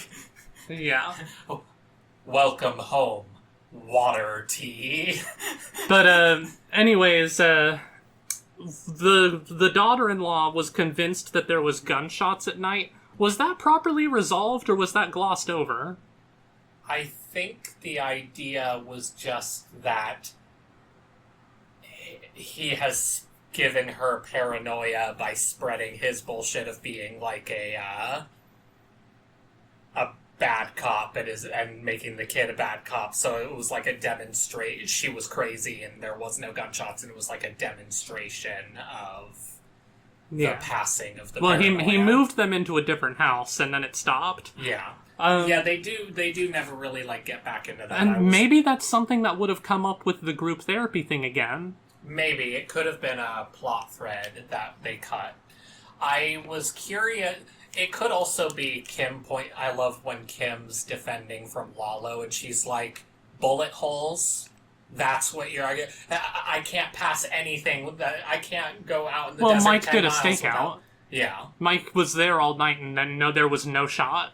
Yeah, but there was already the mark that she had already seen. Well, yeah, but I think that it's just a mark. I agree that she was probably just crazy, like, having paranoia from it, but it could have been one of those things where we find out it was something harmless, but they ended up cutting the plot point. I don't know. But yeah, I do feel like they might have had more planned for the Urban Trouts and just didn't do it. Yeah. But anyways, moving on. A boy who didn't deserve nothing no-how, Nacho. Fucking Nacho. Nacho was the best. I love how he started out as, like, a piece of shit like the rest of them, but then we find out that is clearly all bravado. Yeah, like, he is the nicest, most gentle one of them all, and he is punished for it. He does not want to be in this. He just kind of went with a bad gang, and he can't get out. He wanted Tuco gone. He wanted Hector gone. Well, this comes to Gus's selfishness. Is that, he wants revenge on, Hector Salamanca, I'm sorry, it's just fun to say, Hector Salamanca, because of what he did in the past. However, he thinks that he is the only person in the world entitled to want to kill these fuckers. Yeah, he thinks that because Hector's the one who wronged him, it is up to him what happens to Hector and when he dies. But it's like, but these people have been wronging a bunch of other people for decades. Yeah. Like, you don't have a monopoly on revenge. I do love when Gus, like, psychically detects that Nacho did it, because Gus has, like, a sixth sense that they're consistent on. We won't be talking about it here, because I haven't researched it, but once we're done with El Camino, me and Larry are going to be doing a lot of deep diving on the magical aspect of these shows, because there is definitely a twinge of the supernatural. Yeah, both for Walt and Gus, which is why I love when Walt's all like, he views them as very much alike.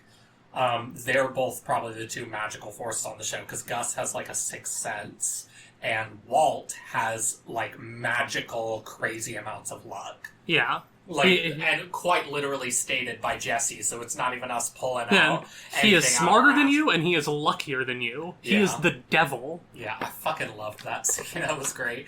But yeah, Nacho, my main man, my boy, my weepy, sad boy, he put up through so much. I was praying the entire show that he somehow just gets disappeared and manages to escape, but it was very clear that was not going to happen. You know what? We can bring this up now. So, me and Larry, we have an understanding that if one of us knows a spoiler, we generally keep that to ourselves. There's some stuff we'll hint to, but we generally keep it on the down low. So if one of us knows from the beginning that our favorite character gets their head put in a wood chipper, that's just our cross to bear until it happens. Yeah.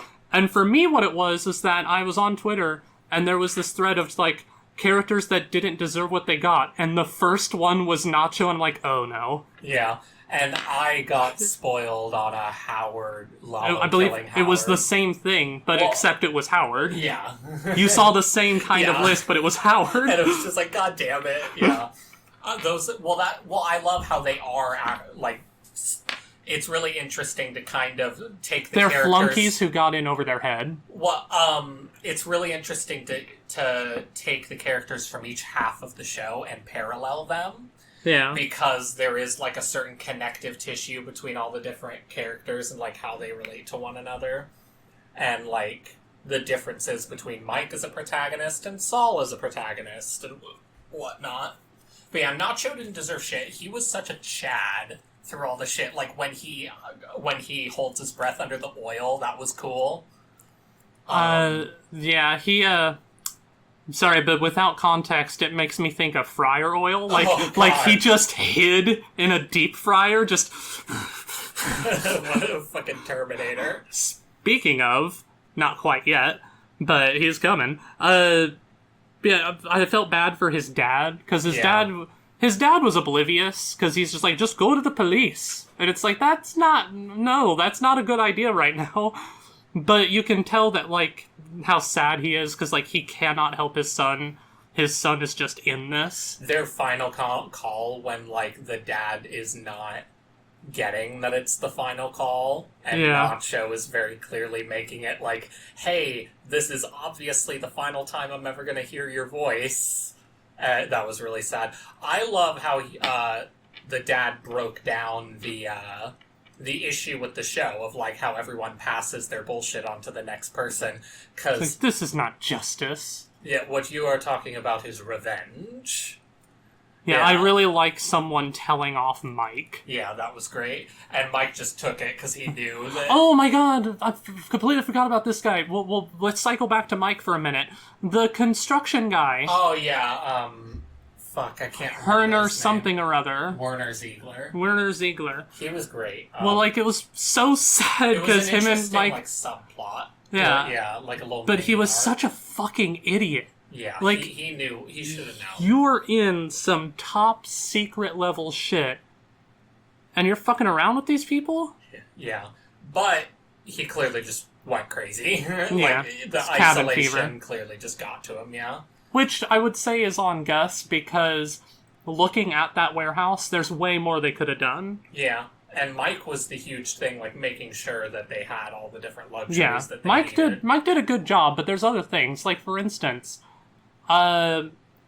backdrop tarps to put up on the walls so you're not staring at a warehouse all the time. Just something to change things up and make it feel more livable. Also, the other thing is that he's old and the others are young, and I feel like the young people have more durability for that because they just have, like... There's a certain level of adaptability you have, whereas when you're old, it's a lot harder to deal with things that are Well, they're not also your doing routine. more physical labor, so they're going to be way more exhausted. Yeah, but, like, he was clear... Like, I think he says as much, just like, I'm old, I can't handle this, I want to go home. Yeah. But it's like, I that wanna is go home. not an option, and yeah. But anyways, back to Nacho. I actually don't know what there is to say about him that we haven't said already, because he was just sad. He just was a guy that wanted out.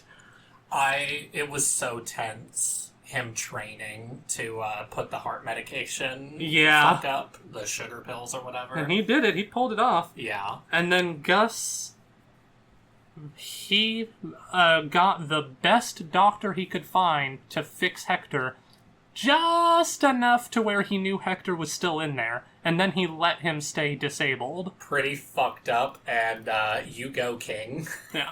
Well, It that's was actually so a thing fucked that up, but it was such a... It's very, I was very much just like, yeah, gay icon. Well, that's actually one of the things I didn't like. Not that scene specifically, but because he's telling him a story about this small animal that was eating fruit once, and how he injured it, and he should have killed it. That would have been the humane thing to do. But he kept it in a cage, and it lived for like 6 months or whatever. And it's like, that is flat out serial killer behavior. I liked the idea that underneath it all, your core was a good person. See, and that makes me feel like your core is not a good person. Well, to me, what it was though was that was his sense of justice because that animal had been taking fruit for a while, and that was his sense of justice and revenge onto the animal for doing that. The thing with Gus is we've always known he had a really fucked up past, secret past. Yeah. Because they always mention, I know who I mean, I you don't were deny and shit. that. So to me, it was that love made him a good person. He became better with Max. But once Max dies, he loses that. And by the way, we should probably focus on that.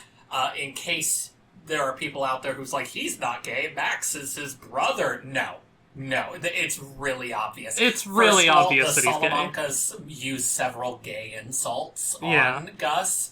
Second of all, his scene with wine with that one guy, he clearly wanted to fuck that waiter. He was hanging on his every word. And like the fountain being dedicated to Max in a very like sweet way. It's not like dedicated to my brother.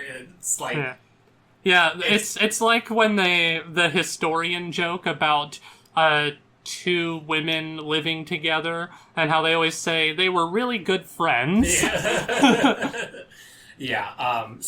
Gus, very gay. And you can tell his they try to make his mannerisms very like I don't know if and Max, his boyfriend, in only the short time that we see Max, he also has that kind of like he has that like leather Hellraiser gay vibe to him. I don't know if Giancarlo is gay. If he's not, then he acted it very well. Yeah.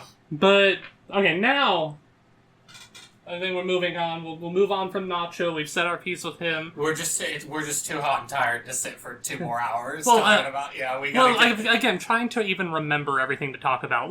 We're approaching, we've been zigzagging. Yeah. But, we'll talk about Walter and Jesse briefly, but there's really not much there to say. Well, so this is basically the end. It's good to put them at the end, too, because they were it the ends end. with them. Yeah. But Lalo is Lalo? great.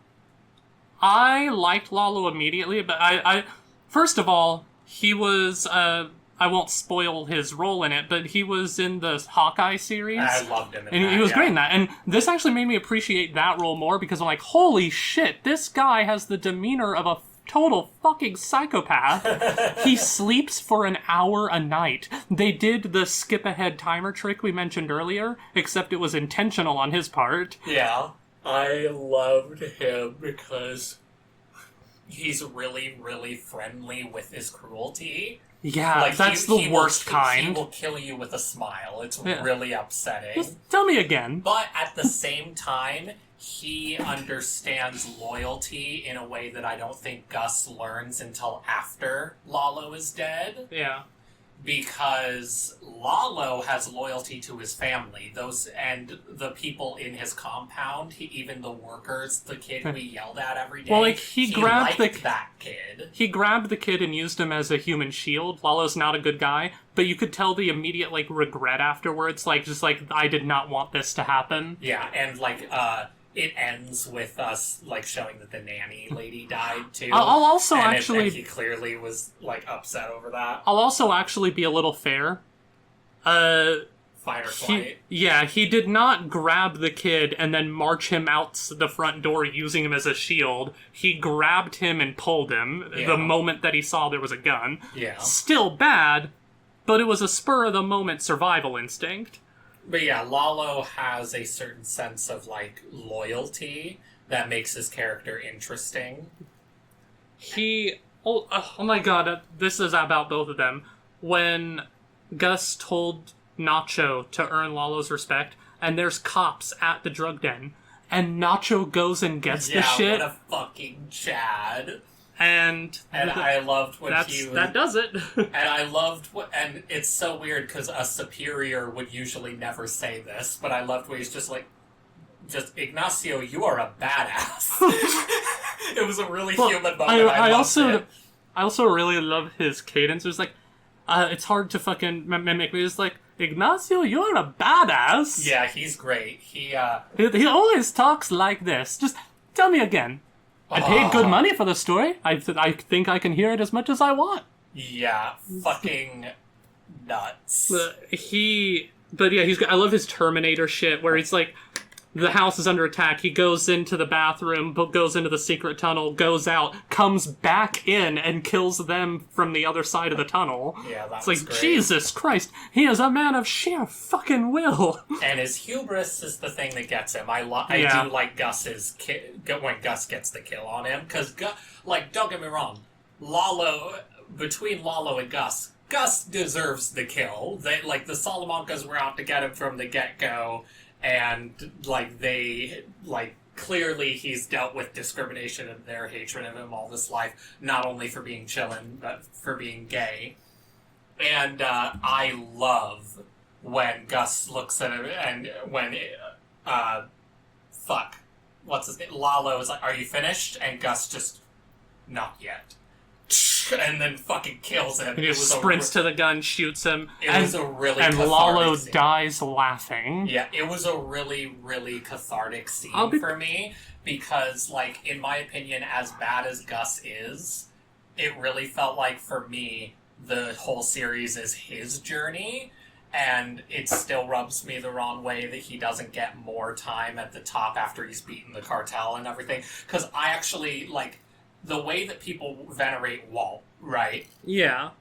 To me, Gus is way more worthy of that veneration, even though he is still a terrible person, and obviously he does terrible shit, but I personally heavily was so fucking satisfied anytime that Gus made his slow march up to being the one, and getting his revenge. It's really cathartic to see a man who would normally be ostracized in society get to the top.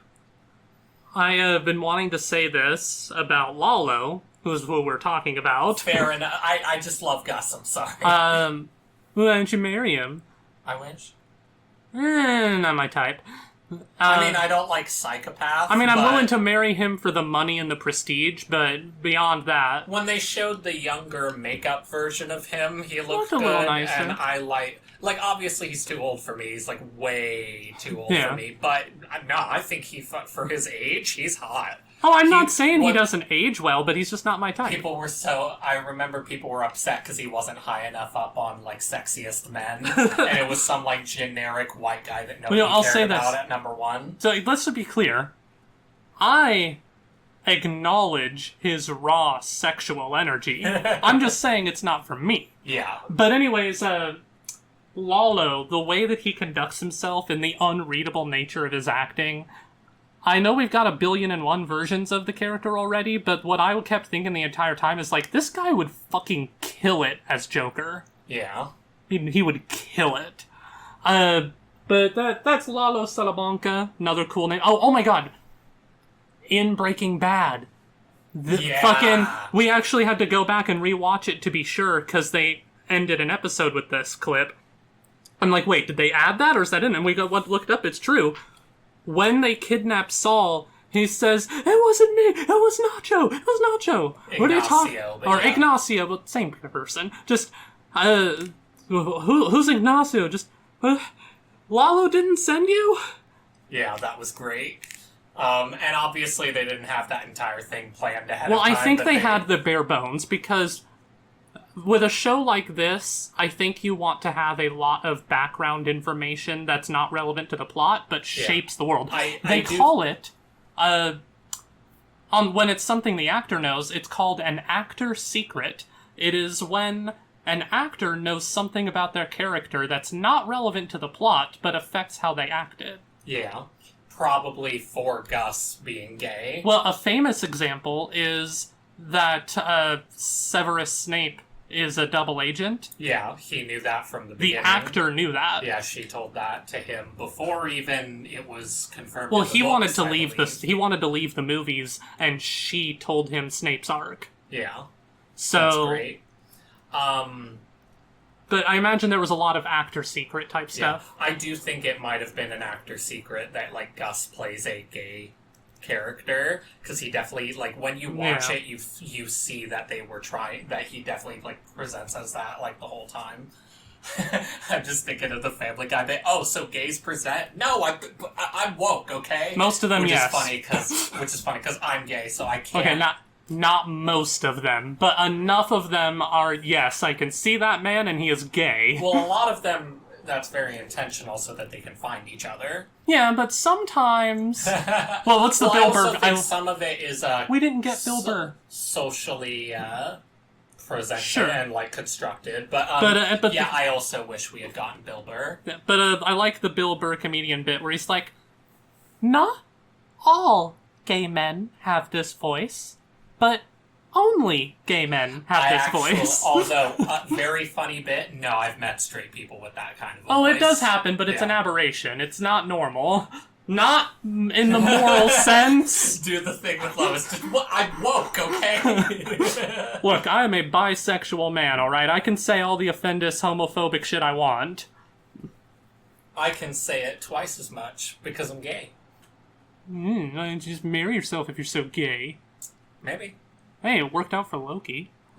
Or actually it didn't, but that's an entirely different show. But, yeah, Lalo, I like Lalo. Talked about him. I guess we're down to Walter and, Jesse. I did like their scenes where... Hold on. I liked their scenes together, the brief ones we got again, just because I missed their bickering. That was nice. And that carried it all for me. The bickering was great, but I do wish that the Breaking Bad scenes served more of a purpose. The only one that serves a narrative purpose is Walt and Saul's conversation about regrets. Yeah. What I wish, when the Jesse and Kim one was happening, I thought we were going to get a scene where they, not realizing it, are dealing with the same kind of issue because they're both dealing with manipulative people who have gone too far and they're not sure. I think that's the backdrop of it, though. I don't feel like they did enough because all he did was like, "Hey, yo, like this lawyer, is he good?" Like, yeah. Well, yes, but that's what a backdrop is. I know these characters, and so I understand that they're coming from similar places. I wish there was a bit more. And whatever. The narrative juiciness. Point is, though, they didn't really have much in the show anyways. I feel bad for Aaron Paul because he clearly did not... it was harder for him to get back into the season 1 Jesse. Yeah, cool, because like he can still play Jesse just fine, because I don't think Jesse really relies on age.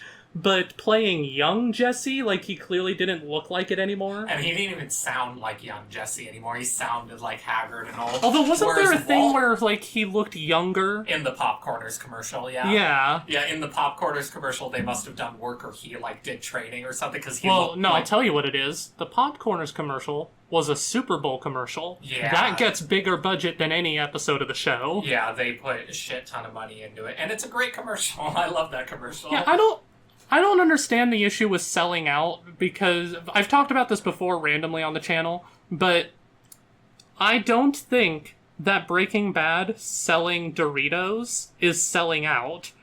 I think that I don't really know what would be selling out for Breaking Bad. I guess if they were funding an actual cartel, I don't know. But like, in order for it to be selling out, you have to betray your morals, and I don't think advertising a bag of chips is bad, and so it doesn't really hit any of the negative sensors in my mind. I'm just like, they got Breaking Bad selling popcorners. Yeah, I thought it was It was amusing. But, God, my head's starting to hurt from the heat. I'm dying. The one I hate the most, the commercial, the biggest sellout commercial of all time. I bet I know it. Oh, you know it. Yeah. Well, it's I'm not even sure if you would call it a sellout, because it's not really a person, but when they had the Lorax selling cars. But it was a hybrid car, so it was slightly more environmentally friendly. That commercial alone made me hate the movie, because I'm just like, oh, so this entire franchise, or not franchise, but this property, this timeless story, is now being used as toilet paper. Yeah. It's like, fuck all of you. God, yeah, well, don't worry. We're pretty much at the end here. We've talked about Jesse and Walt. They're barely in the show, so there's not much else to say. I loved the regret scene with Walt and... Well, yeah, it's like, the time machine... The physics that you are talking about aren't possible. The calculations alone. This is just a hypothetical, man. You know, isn't there anything you would want to change? Just... Oh... You're talking about regrets. Look, if you want to ask me about regrets, then just ask me about regrets. Enough with this stupid timed machine nonsense. What a fucking psychopath. I love him. It's like, Jesus Hugo Christ, bestie. Walt. Yeah, like, he cannot They did a handle really... it. Oh, I loved his obsession with fixing the thing. Fixing the hot water. Because they needed to encapsulate his character quickly. And another thing is, when you're watching Breaking Bad, this actually made me praise the show even more, that scene, because I knew it was a slow burn, but I think it's lost on me on how slow of a burn it is.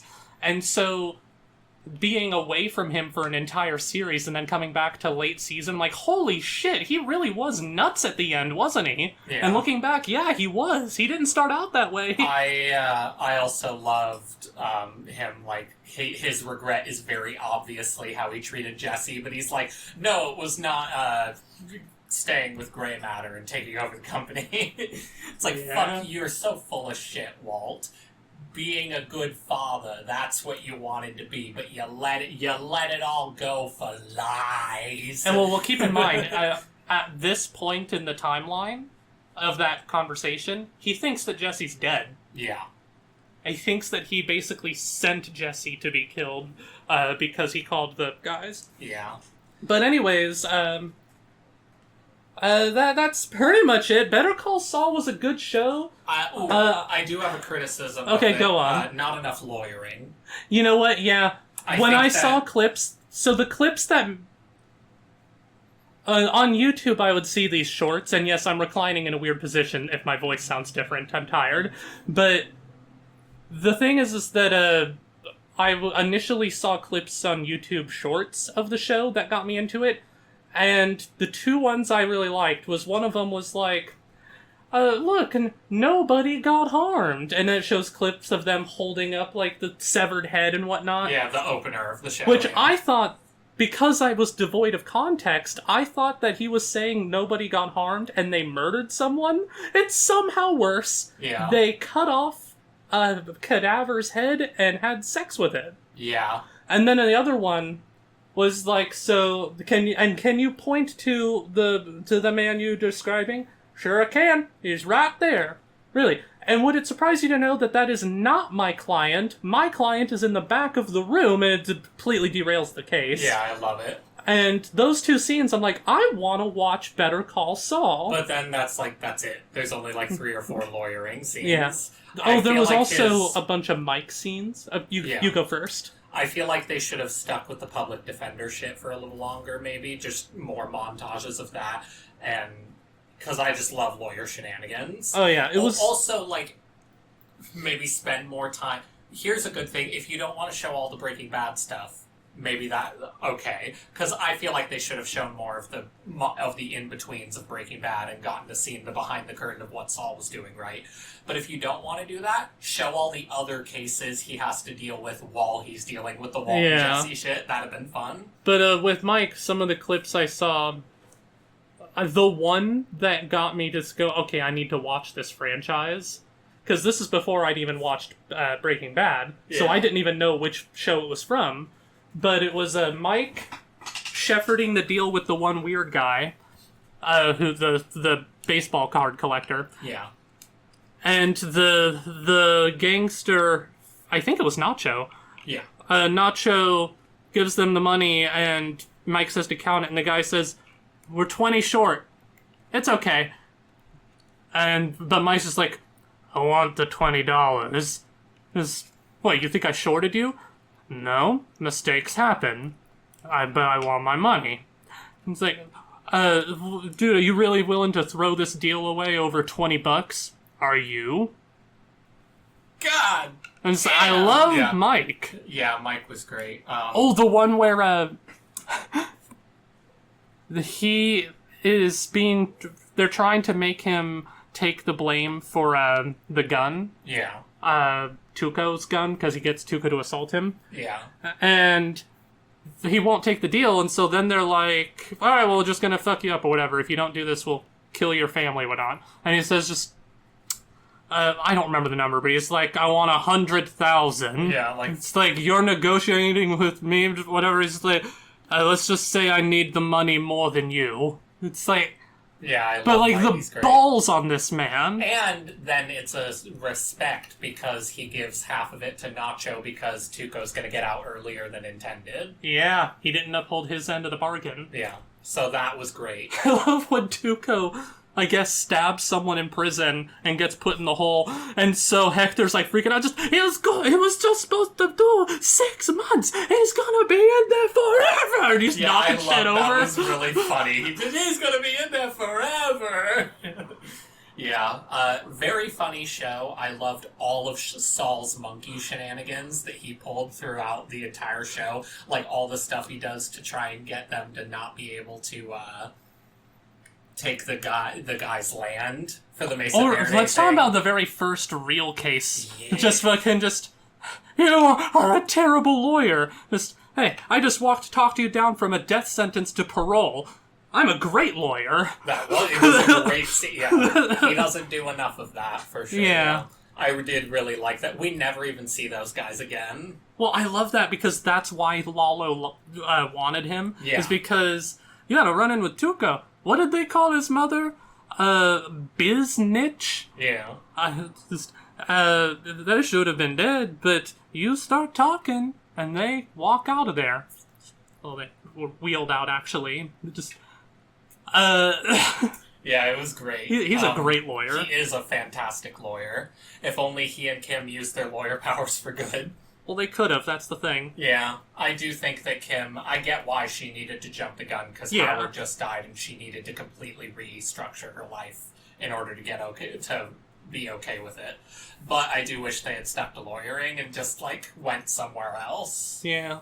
But, that's it. I have nothing else. We've talked for almost 2 hours. Man. I think we've covered everything that we can think of. Yeah. Basically, man hands misery on a man. That's the show. Actions have consequences, RJ.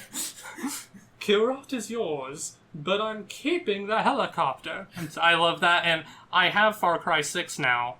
Is it 6? Yeah. With Giancarlo Esposito. I've avoided all spoilers. I haven't looked at it since the game came out, but it was on sale. I've got it, so I'll be playing that eventually. Yeah, that'll be cool. Anyways, that's it, really everyone. I'm sorry, See you guys.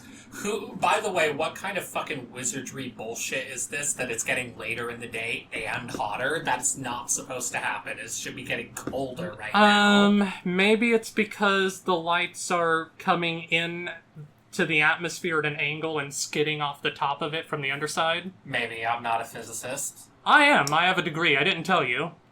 It was probably a University of American Samoa degree or whatever. It's a degree more than you have, bitch. That's fair enough. You should have done it like Jesse, though. Just some degree more than you have, bitch. I love Jesse so Just pause. I am excited for El Camino, and we don't know yet. I fucking hope that Jesse gets a happy ending. Just give him a nice girlfriend and some kids, and let him live south of the border. Anyone in this show deserves a happy ending. It is Jesse. Oof, oof, oof, oof. Yeah, but anyways, see you in El Camino. I'm shutting this down. Bye. Bye, everyone.